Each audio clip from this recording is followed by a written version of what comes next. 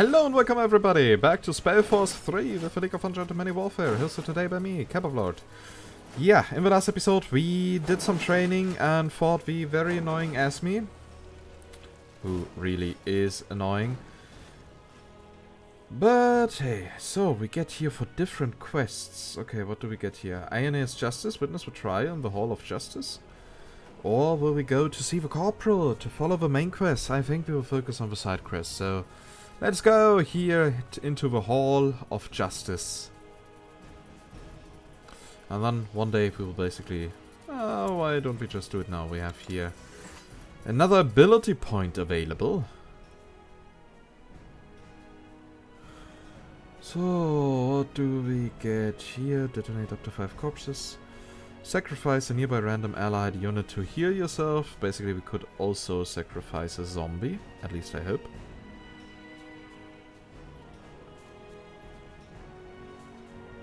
Yeah, but I personally believe that the buffs might actually be more useful for us.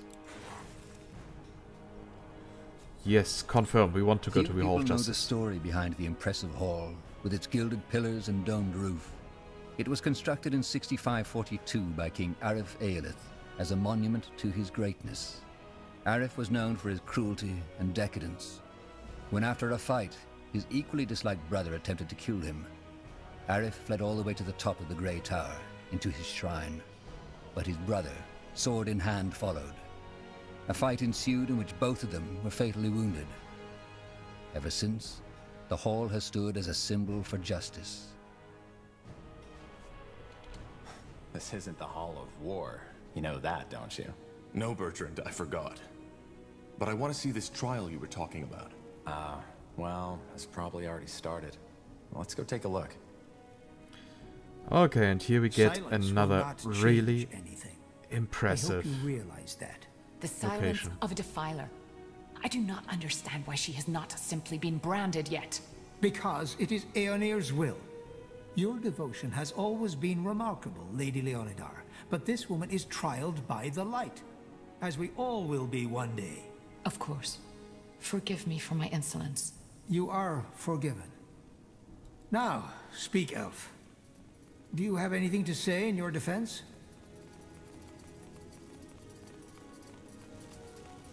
What do you want me to say? That I used my magic to kill those soldiers? Yes, I did. And I would do it again. Because they tried to kill me. She's lying, for heck's sake! That bloody witch is lying! You know what? You're right. I killed these men just because I liked it. Then I cooked a potion from their entrails and finally found myself a nice little broom to fly off into the moonlight. Do you think this is the time for jesting? I don't. But for the past hour, I have done nothing but repeat the same story over and over again. For which you have no evidence. Yes, and neither do you. But you know, that's the great thing about religious idiots like you. You always pick the story you like most. Now go ahead. Get that pretty little mask on my face already. I'm sure Aeoneir would enjoy that as much as seeing elven mages raped by Leonider soldiers. Heresy. This is heresy. Area of Finnenmere. You are hereby found guilty of breaking the new laws by using magic to slay 3 soldiers of the royal army.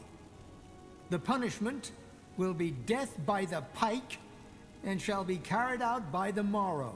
The trial is over.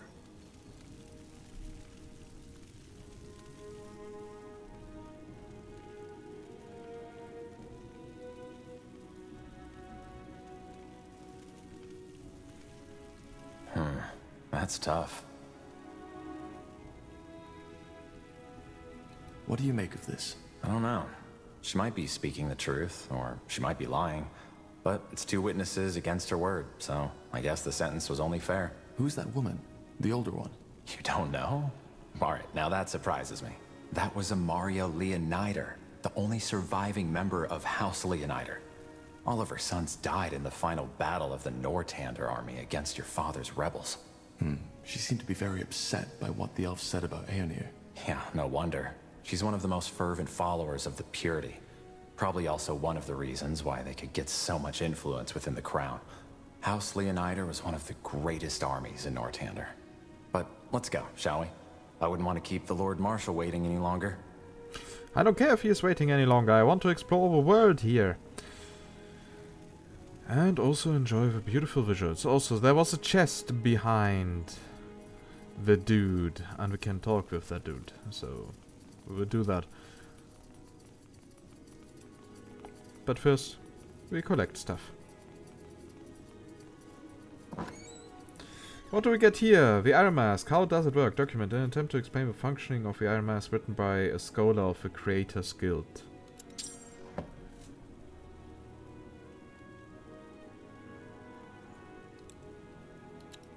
Okay, then.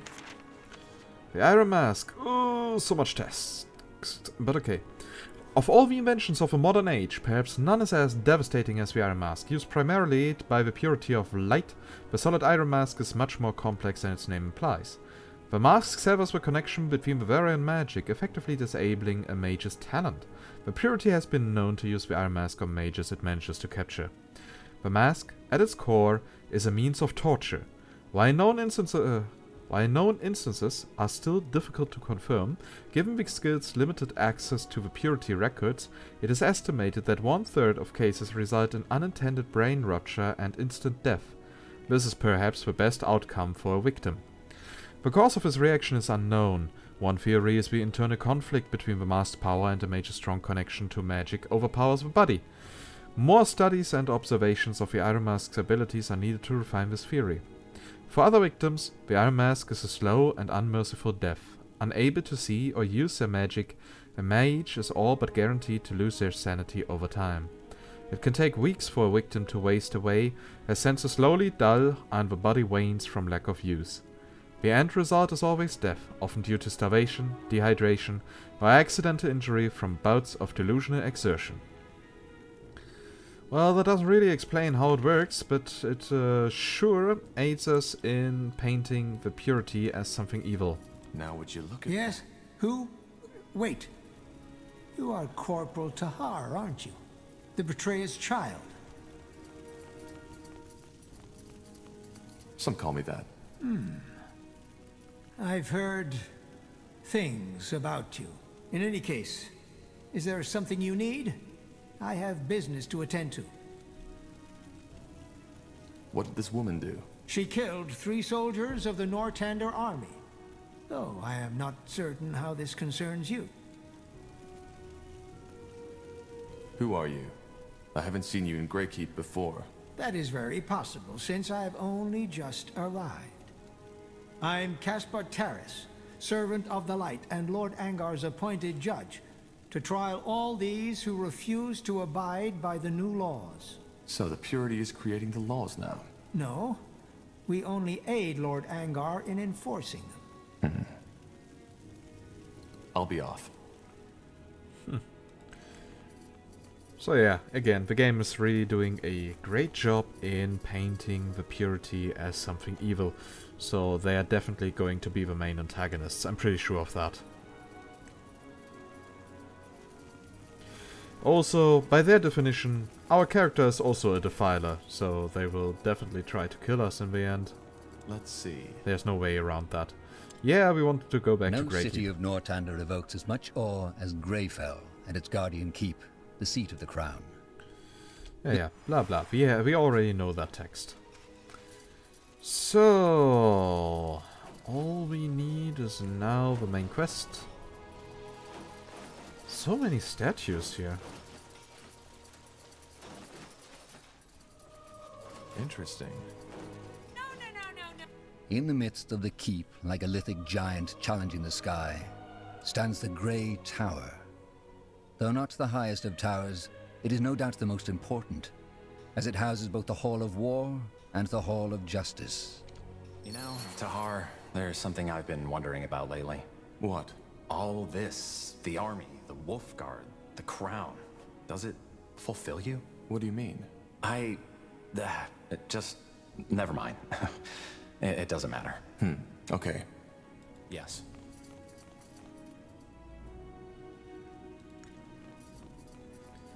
Okay, the Hall of War is a little bit smaller than the Hall of Justice. And the Hall of Justice actually looked a bit more like an arena, if we are being honest. Oh, I see stuff that we can steal. Acknowledged. I really enjoy the lighting in this game. And I know I'm talking a lot about graphics, but it is actually amazing for me. I'm not used to these sights.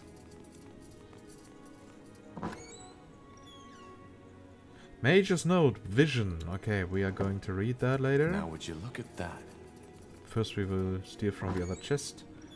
The great noble house is besung by the greatest bard. Okay then, let's see, we have here two. Okay, Vision. Oh, again, many texts, but okay. Mage's Note, Vision. Throughout my travels, I have met many a scholar of magic. Some claim that it is the mage's indomitable will that determines his magical abilities, while others believe it to be physical prowess, and others still the power of thought.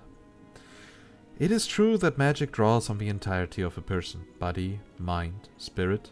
All are vital to a mage's ability, yet without vision, a mage may attain only a fragment of real mastery. For it is vision and ambition that drive all else. What motivates the development of the body, the mind, and the spirit? A vision of purpose, as tangible as the weave of magic between a mage's fingers. One lacking such vision can never be more than merely proficient. So in all magical pursuits, find first your vision, focus on what must be achieved, and all else will follow. Let your ambition drive you, and success will be yours. Free hail, adventurer and scholar. And here we have a great noble houses. Oh, so much more text. But still, word bidding. Yay. Imagine, if you will, 5 noble houses, 5 guests, at a grand banquet called Fiara. Allow me to introduce you to House Leonida, our party host. A woman wealthy and well endowed, to whom all must honor. Her home is Greyfell, capital of all Northunder. Keeps a map of a family tree denoting every hierarchy of her large house in her back pocket.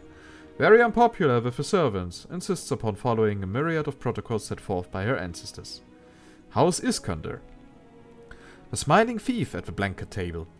Even as he laughs at our host's jokes, he's pocketing the silverware. Hails from Everlight, strikes a deal with the traitor Isamu Tahar behind House Leonida's back. After the mage wars, his noted absence throws his lands into chaos. House Wolfgar. A harsh, rugged man who looks out of place at the banquet. Leaves his war club on the table, cannot wait for the frivolity to end so he can return to his home in the northwest. If the other guests speak to him, it is only out of necessity. House Hallet. Adorned from head to toe in moon silver steel owing to her strong trade relations with the dwarfs. A charming woman, too charming. Does an excellent job of convincing the uninformed of the great size of her lands near the Windwall Mountains. House Utran. The most dashing man at the banquet. His gaze is intense and fierce. His chiseled jaw is grisly with stubble. May have caused several ladies in waiting to faint as he entered the room. Avoids the attention in Northunder politics like a fox running from a hunt, as told by Parthon, the greatest bard. Well, to be fair, I find from the description House Wolfgar a little bit more interesting. Yes. And it wouldn't really be surprising to me if in the end House Iskander did actually make the right decision by joining Tahar. Because they saw a bigger picture or something like that. Understood.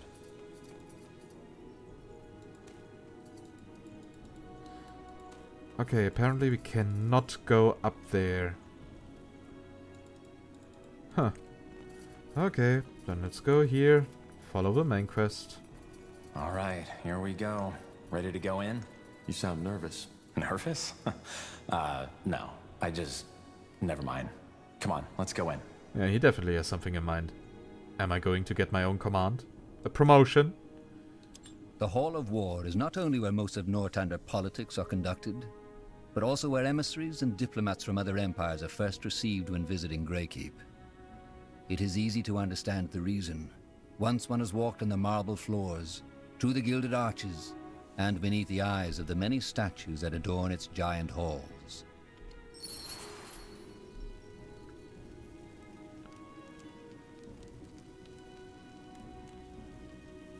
Seriously, the creators of this city, they must have had small digs. They are seriously compensating. Got it. Yeah, the shadows are definitely way too grainy. But aside from that... I said dismissed. But all we need is more time. The cure is within reach, and we... You've had your time, and what did you achieve? Nothing. People are dying as we speak, and if we do not stop this plague right now, it'll wipe out all of Greyfell next. Once you've found a cure, fine, we will use it. But for now, this is the only way. I understand, Lord Marshal.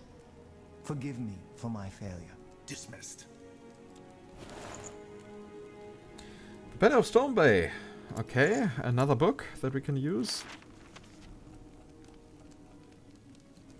Well, at least it increases my reading skill in real life. When one thinks of Northunder's military, one often thinks of the might of her armies rather than her naval forces. It is, after all, the armies of the major houses that figure most frequently in the annals of war. Yet, one of the most important battles in Northunder's long history was fought not on land, but at sea, in the Battle of Stone Bay. The Empyreans had long coveted Northunder as a land of opportunity and conquest. Even as the Emperor made overtures of peace to the royal court in Greyfell, they planned for invasion.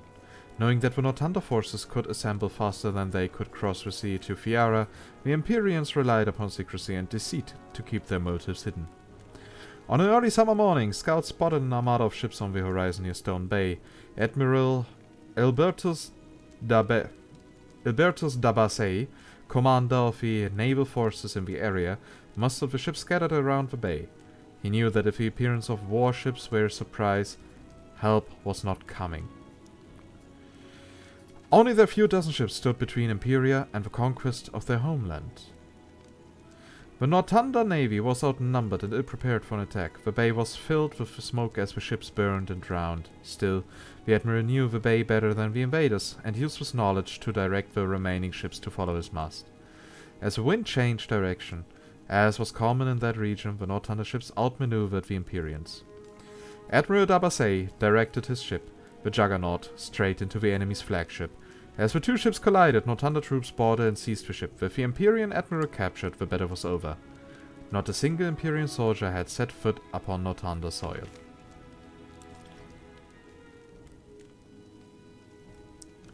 Interesting. Got it.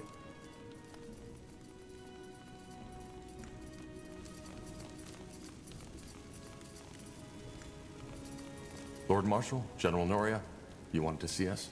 We did. Sentenza? Yes. What do you know about the Bloodburn? I'm not sure what you mean, sir. So, our commitment to secrecy worked for a change. That's refreshing. The Bloodburn is a plague. The first time we heard about it was about 3 months ago. For almost a moon's turn now, every capable alchemist of Greyfell and Everlight has been searching for a cure. And there are rumors that the elves, the dwarves, and even the greenskins are affected by it as well. Problem is, we are nowhere near a solution, and recently there's been a massive outbreak at a village near Greyfell, Lianon. Why does it sound like the Bloodburn has actually been planted by the Purity to get rid of all the Defilers? Just saying, it's just a theory. So, I'm guessing the Bloodburn is lethal? And am I right to assume that this Bloodburn is lethal? Absolutely. It's by far the most dangerous plague EO has seen since the Red Fever. It corrupts a person's blood, hence the name. It starts with a light fever and some nausea. Within a week, people will bleed from their mouths and their eyes. We don't know what causes it, and so far, no medicine has shown to help. Once the first symptoms show, it goes quickly. The blood forms blisters, which eventually burst open, and by then, the fever already causes an excruciating pain. After that, it's over quickly. Within the next few days, the victim will bleed out like a slaughtered pig. Tiara's breath. Indeed.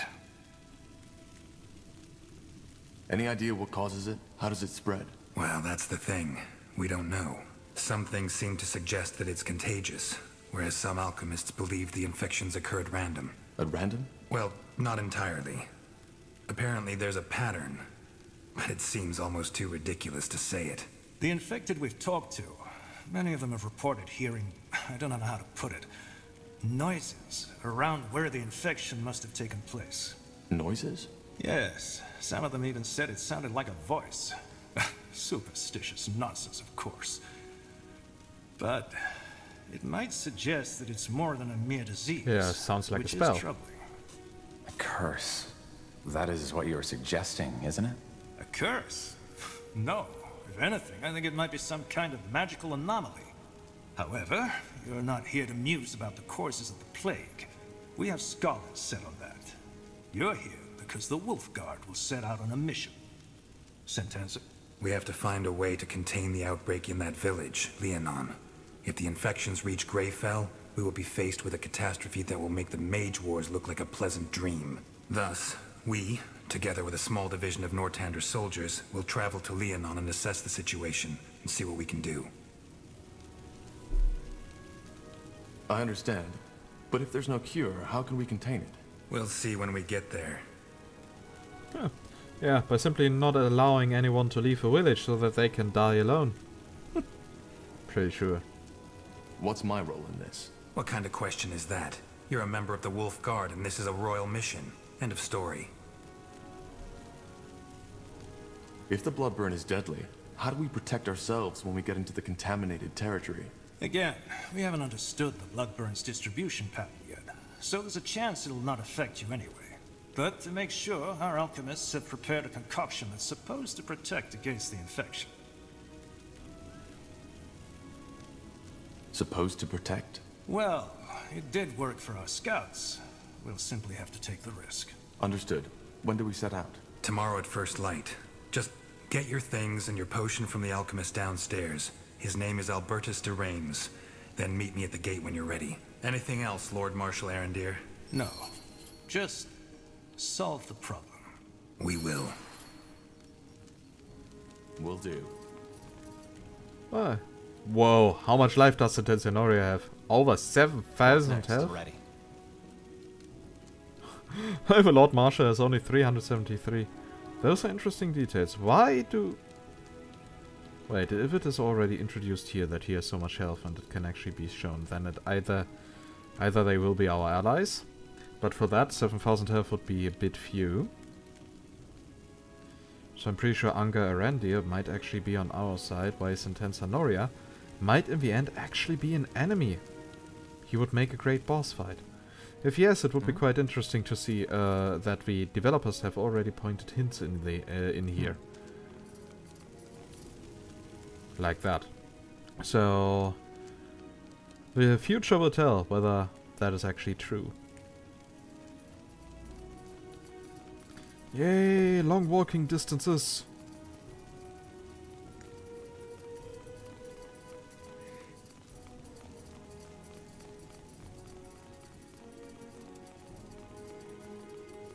Let's see. In the midst of the keep, like a lithic giant challenging the sky, stands the Grey Tower. Okay, so now it's time to get our potions. Ah, that was already the alchemist's area here. So we robbed the alchemist without any consequences. Oh, great. Are you Albertus de Reims? Depends on who's asking. Corporal Carpel and Corporal Tahar, Wolfguard. We were told you can give us a medicine that can protect against the bloodburn. Ah, so that's you. Yes, here are your potions. Drink 2 sips of it 2 hours before entering the contaminated zone. It lasts for about 7 hours. And it works? Of course it works. Just make sure to never go over my suggested dose, otherwise it can be lethal. Now, is there anything else? If not, I've got business to attend to. No, that was all. Thank you. Understood. Okay, so we will soon have our first real mission. Yay! After 2 episodes of world building. Got it, of course.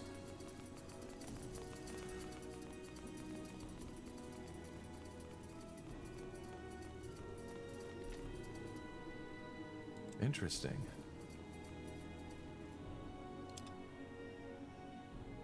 No city of Nortander evokes as much awe as Greyfell and its guardian keep, the seat of the crown.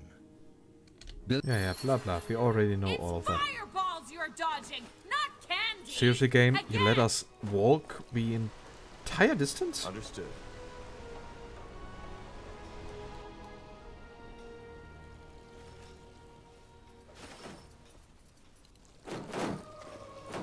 Our question is, how do we get there? Let's see whether if a pathfinding can actually ensure that we reach that position. because while this architecture is definitely great and awesome and stuff like that, it's also a bit irritating because I did not really see a way down.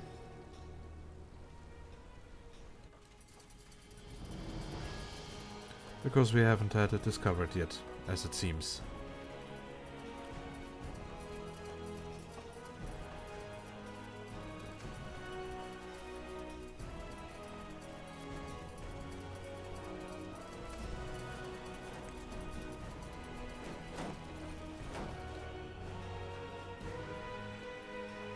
Well, I'm pretty sure we are not supposed to look at this. Hence the camera bumping around and having here that big black sphere. Okay, that is a minor level design issue. That is not how you restrict level. How you restrict levels. So from here we can move. Hey, Sentence Honoria, how did you move that fast? By the way, is there something interesting here? Let's just turn the camera around. I'm ready. No, nothing to interact with, but here we have a godstone for teleportation. There you are. Ready? We are. Good. Then let's go get the others. We have a long journey ahead of us. So tell me, Tahar, is it just me or has the general changed? Now that came out of nowhere. I mean, back when I joined the Wolf Guard, he was so different. Passionate about our cause. But now, I don't know. Well, the war did take its toll on him. It didn't even allow the dialogue to end. That is disappointing. But yeah, that also feeds on my theory about the general in the end being a boss to fight. Ooh, nice world map. So, here we have a prologue. That is what we thought.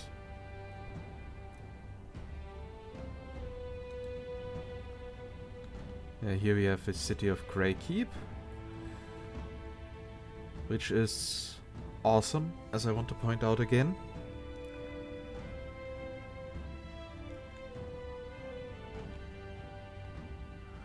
Okay, so what is here? The world map is used to travel from region to region. You can transition to world map almost any time in the game as long as you don't control a currently active RTS base or a cutscene is playing. Simply open it by clicking on the globe button at the top right corner of the screen.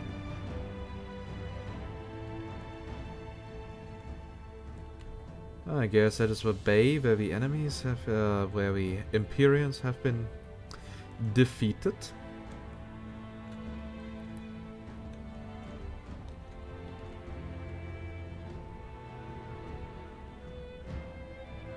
So, before heading out on a mission, this is where you can select which companions to take with you and which faction to support you on the battlefield. Some missions can only be played with a certain faction. Bringing along different companions or factions may slightly impact the narrative, so choose wisely.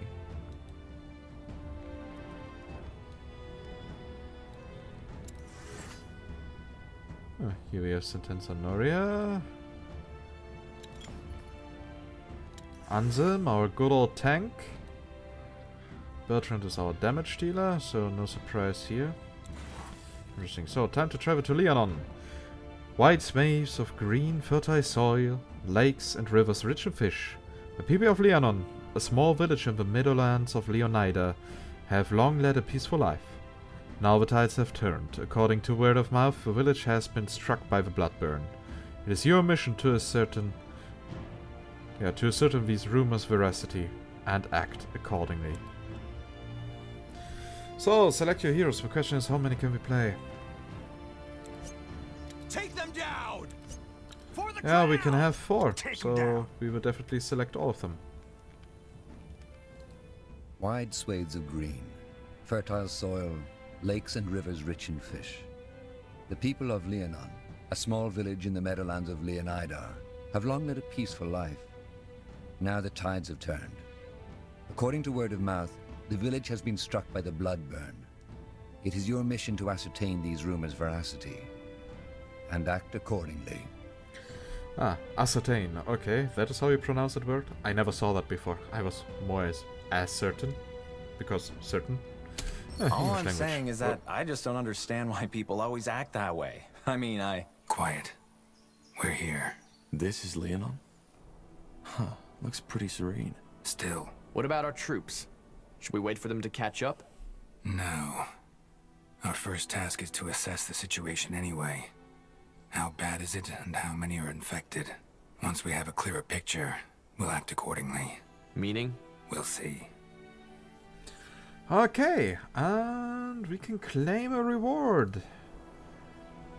So what do we get here? Estok, weapon, one-handed. Mace, composite bow, crossbow, glaive, flamberg. There's so much stuff, I cannot decide.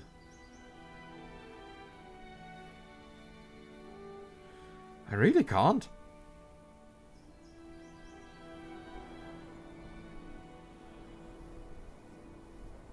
Well, let's go with a glaive. So, and yeah, that is actually a good point to stop this episode. As always, I hope you liked it. If yes, please consider giving this video a thumbs up. If you have any feedback, questions or whatsoever, just type it down in the comments. And if you haven't subscribed yet to the channel, well, I would be very happy if you would change that. And the next episode, we will get this mission done here. And with that, I say goodbye and see you next time in Spellforce 3 with the League of Ungentlemanly Warfare. Bye bye.